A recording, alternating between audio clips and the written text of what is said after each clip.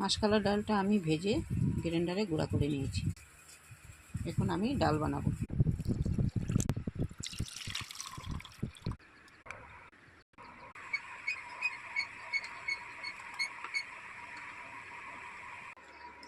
ডালটা আমি ধুয়ে দিয়ে দিয়েছি, এখন সিদ্ধ হয়ে গেছে।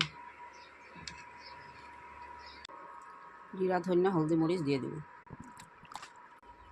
স্বাদ মতো লবণ দিয়ে দেব। হলদি, লবণ, মরিচ মেখে মাছটা ভেজে নেব।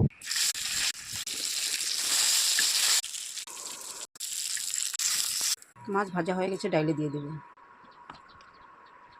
সম্বাসের জন্য পেঁয়াজ রসুন ভেজে নেব। পেঁয়াজ রসুন ভাজা হয়ে গেছে, ডাইলে দিয়ে দেব। মাছ দিয়ে মাসকলার ডালটা আমার হয়ে গেছে। Thank you.